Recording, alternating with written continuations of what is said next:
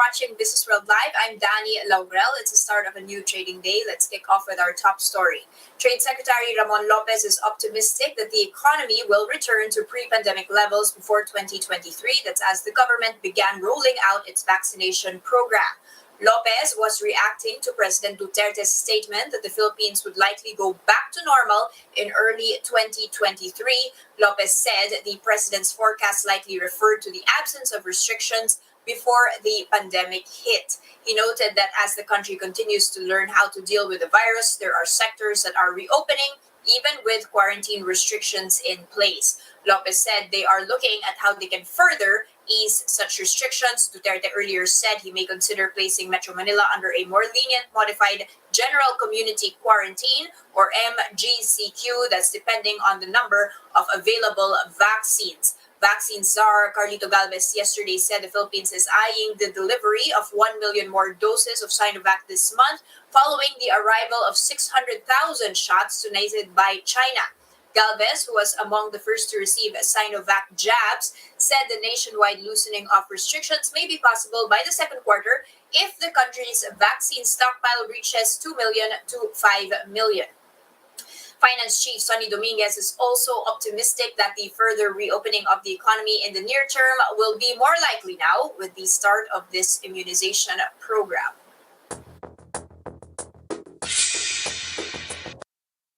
Okay, here we go, kicking off the markets report with a check on Wall Street overnight. You're seeing vaccine deliveries plus the stimulus over there getting closer to being passed, bringing the S&P 500 to its best day since June yesterday. The NASDAQ, meanwhile, jumped by 3%. You can see on my terminal here the rest of Europe as well enjoying quite some gains yesterday. Let's take a quick peek at Asia Pacific and how we are opening. Expectation is we will be following suit, although it can be said that the Nikkei 225 is swinging between gains and losses right now. Right now in the green, up by 0.2%. You've also got over in Singapore the FTSE Straits Times following or the enjoying a spillover from Wall Street that's up by 0.6% right now. Let's take a quick check at how our of trade. Recall that yesterday was quite an optimistic day.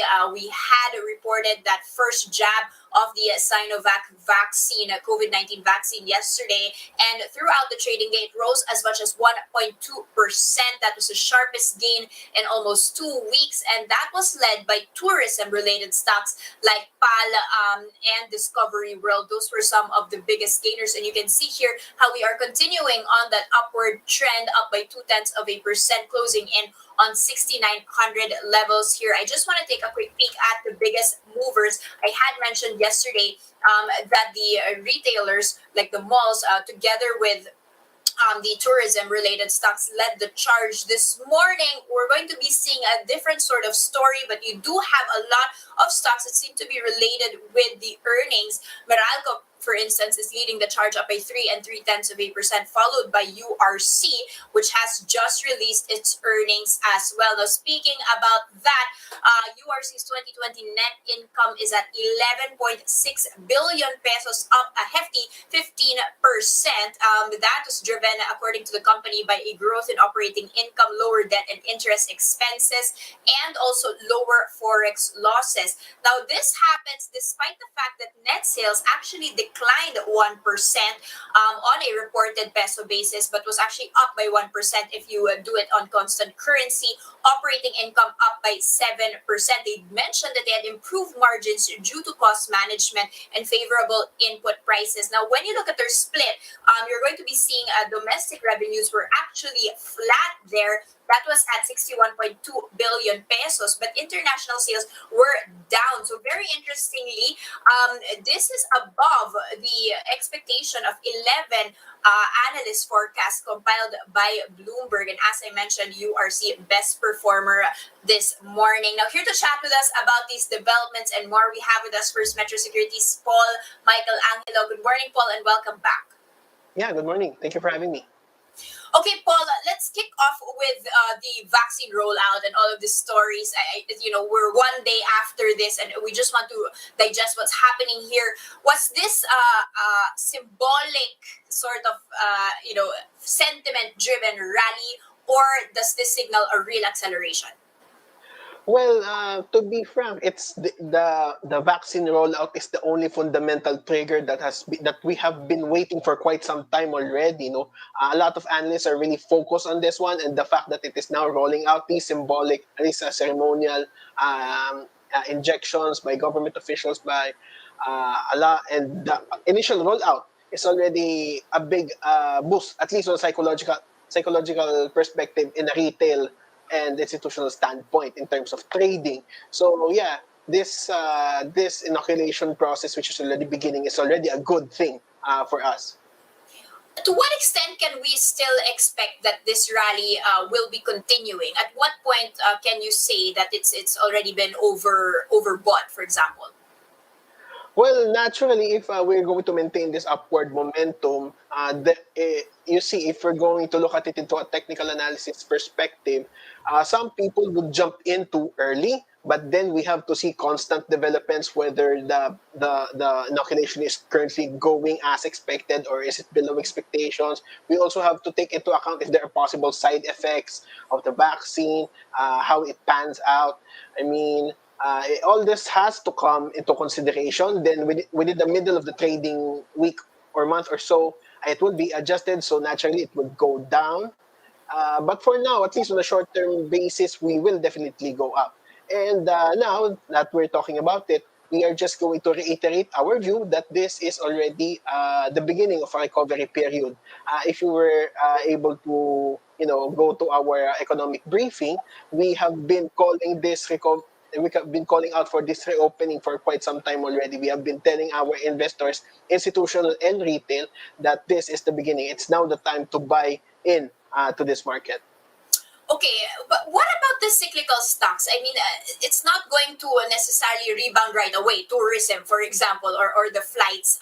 Is this time to be re-entering already, or should we still be waiting for a different sort of catalyst? Is this first vaccine inoculation enough to spur these sectors into recovery?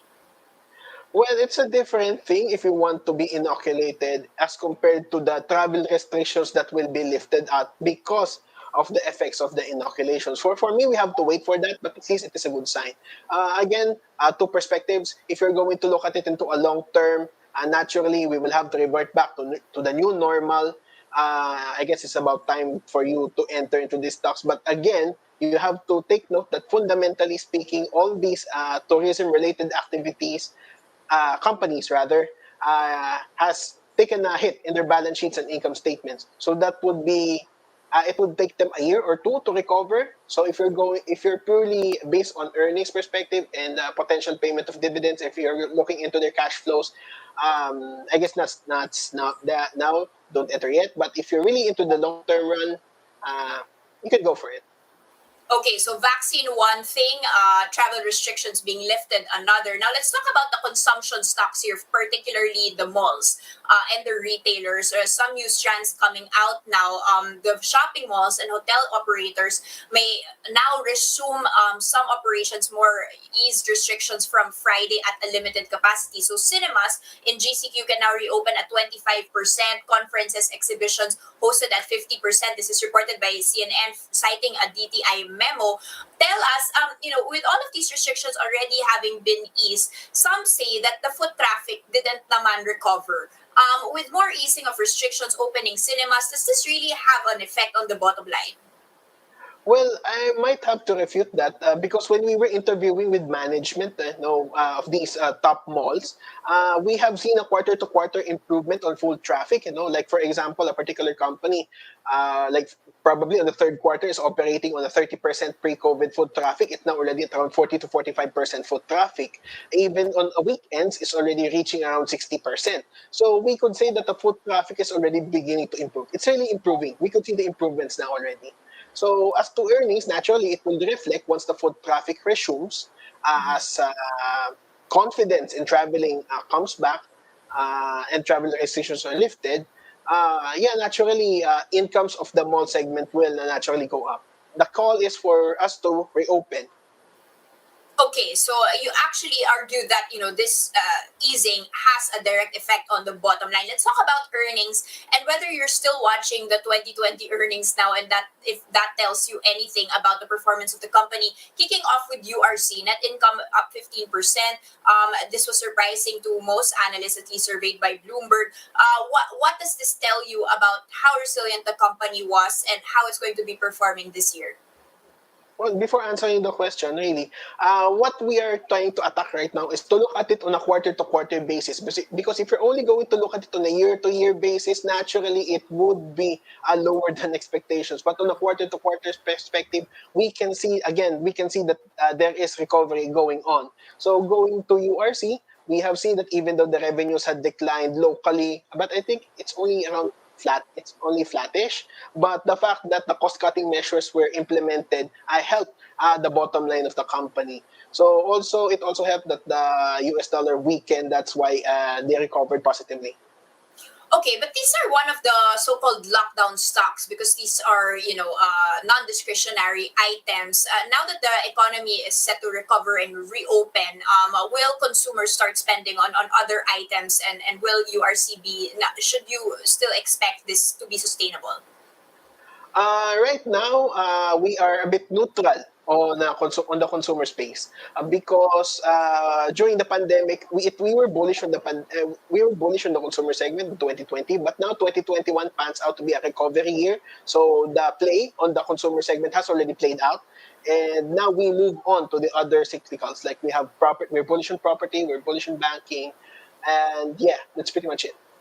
Okay, let's talk about the properties which you're bullish on. In particular, the Double Dragon REIT books are opening today, $275 million, 5.94 billion shares. Tell us, how can you tell whether this is expensive right now or worth the price? How can you value this company in this volatile period So or this REIT? the good thing about REITs is that the property developers have already determined the properties that are in the portfolio of the REIT company. So from there, you could compute the GLA, the gross leasable areas, and the rates. You have to multiply it with the rates. Then you can make a forecast out of it. So that's one. And second, I guess this is one of the reasons why REITs would be attractive for this year is that these companies are offering dividends. So these dividends usually are higher as compared to the current market rate. As you all know, we are currently operating at a low interest rate environment. So this is actually a good alternative as an investment option. Yeah, that's pretty much it. Okay, so something to be watching out for. Of course, this is listing from today, so book running happening. And finally, Paul, you wanted to talk about the PMI that will remain steady and in expansionary mode for a second month here. What does this tell you about the local economic recovery, and how does the vaccine story come into play for sectors like manufacturing or even construction? Well, I would like to reiterate that right now the PMI has been positive for 2 months already, and this is a good sign for us because that means more orders already coming in, production is already beginning to track, and naturally, if this continues on, naturally unemployment will also have to decline because in order to catch up with the production demand, and they will have to rehire these employees to keep up with the demand. So this is promising for us. As long as this level is maintained, we are positive on this recovery story. This is actually an accessory to our recovery story. Okay, so thank you so much for those insights, bullish on properties and banks. Also, some optimism here when it comes to the manufacturing sector, neutral on consumption stocks, but still quite optimistic tone here. Thank you so much, Paul Michael Angelo from First Metro Securities. Yeah, thank you.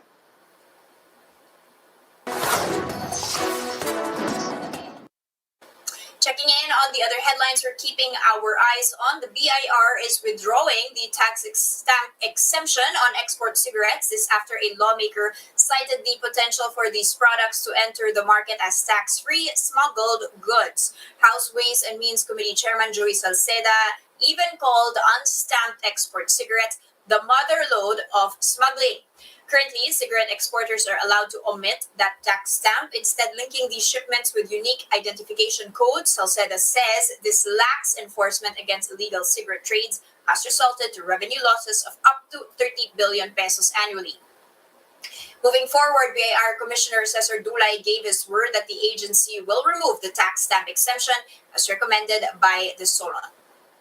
Now, e-commerce platforms Lazada and Shopee have signed an agreement to combat counterfeit products on their sites. The two companies signed a memorandum of understanding with brands in an online event organized together with the Intellectual Property Office of the Philippines. This MOU establishes procedures among online marketplaces for notification and takedown against the sale of counterfeit and pirated goods. Brands and groups that signed the partnership include Unilever, GSK, Globe, Castrol, the American Chamber of Commerce, and the Philippine Retailers Association. The Trade Department says the provisional safeguard duty imposed on imported vehicles is meant to support and protect the local manufacturing industry.